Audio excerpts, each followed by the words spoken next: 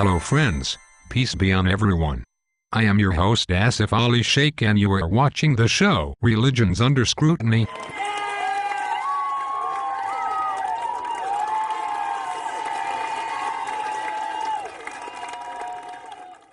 Today, we will discuss the topic of great sacrifice by Abraham. Well, Christians claim that Abraham sacrificed Isaac while Muslims claim that it was Ishmael. We will not discuss whether Isaac or Ishmael was sacrificed.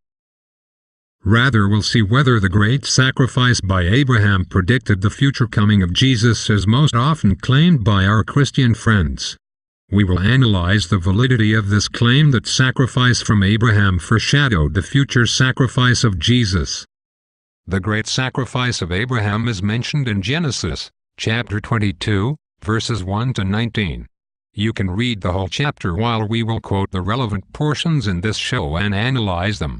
It says in Genesis 22, verse 2, "And God said, Take your son, thy only son Isaac, whom you love, and go to the land of the Moriah and offer him there as a burnt sacrifice on one of the mountains." We see here that God told Abraham to offer a burnt sacrifice. For those of you who don't know burnt sacrifice, let me explain it to you.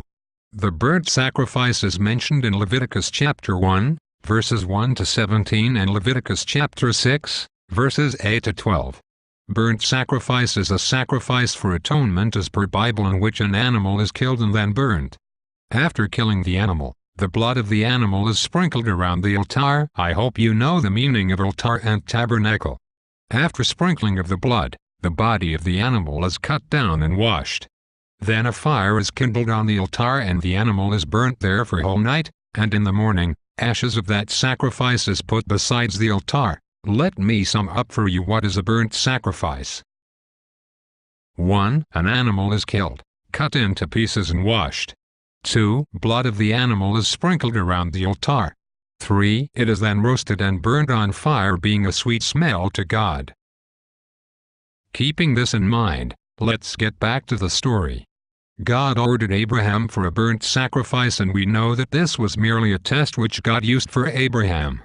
Genesis 22, verse 1 says, "And it came to pass after these things, that God tested Abraham." However, some of the Christians say that burnt sacrifice is poetic, not literal. Let us confirm burnt sacrifice of Abraham from Bible itself. Genesis 22, verses 4 and 5 read, "And Abraham said unto his young men, Stay ye here with the donkey. And I and the lad Isaac will go yonder and worship, and come again to you. And Abraham took the wood of the burnt offering, and laid it upon Isaac his son. And he took the fire in his hand, and a knife. And they went both of them together." Few important points to be noted are: 1. Abraham took wood and fire, to be used for burnt offering. 2. He also took the knife for cutting the sacrifice in pieces. So, it proves that it was a burnt sacrifice, not a poetic story. However, the stranger thing is that Abraham told his two young men, who were with him on journey, that stay here while he and Isaac will worship and then come back to you again. If both had to come back, it shows that Abraham was just going there as per Bible while he knew that there is no sacrifice required from him. This is further confirmed subsequently in verse 7 where Isaac asks Abraham that we have knife, wood and fire, but where is the sacrificial lamb? And Abraham answers. Genesis 22, verse 8. "And Abraham said, My son, God will provide himself a lamb for a burnt offering. So they went both of them together." So, Abraham says that God will offer a burnt sacrifice. The bigger dilemma here is that Abraham already knew his son was not going to die. So what was the purpose of all this? Moreover, we know that God promised that he will establish covenant with the progeny of Isaac, so how come that promise would have been fulfilled if Isaac was chosen for sacrifice? This also confirms that Abraham already knew that there was no need of sacrifice from him.